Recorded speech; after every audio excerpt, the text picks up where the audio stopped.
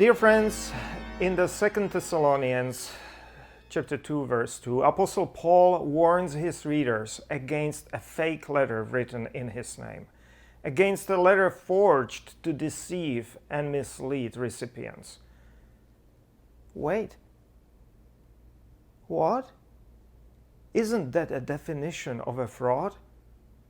How could it be mentioned just that matter-of-factly there? Such a blatant fraud must have been a reason for alarm. Unmasking and stopping the fraudster should have been the first item on the agenda.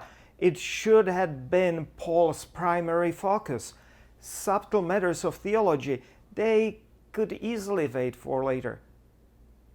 Well, there was a reason why it was not the primary focus. Because the situation was even graver, more serious. This casual warning against a fraud letter was not written by Paul.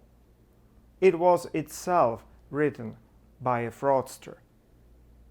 From the 18th century, there were doubts about Paul's authorship of this letter. And already in the 19th century, theologians reached consensus. 2 Thessalonians was not written by Apostle Paul. And there are multiple reasons in vocabulary, in its grammar, in its style, in its theology, even its tone. And of course, also because of the several recognized forgery techniques employed in this letter. Among them is this casual warning against the fraud.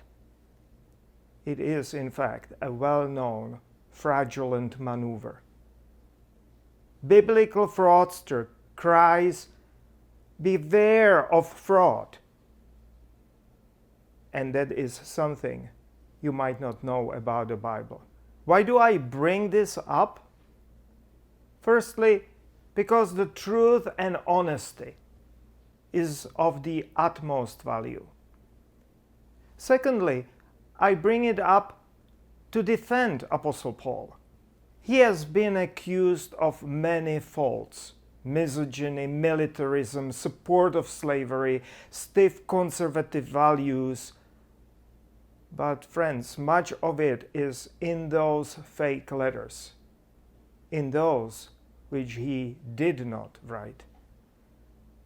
And thirdly, the church, theologians, but also regular ministers and church members need to face the facts that more than half of the New Testament letters are fake, and not innocently fake, but many are like these deceitful forgeries. Here I would like to use an archaeological parable. Middens, ancient rubbish piles, are an invaluable source of information for modern archaeology. Archaeologists can learn from the ancient garbage more than from any ancient monuments or artistic masterpieces. Biblical fake letters are like those middens, those garbage piles, created by throwing things out and piling them up.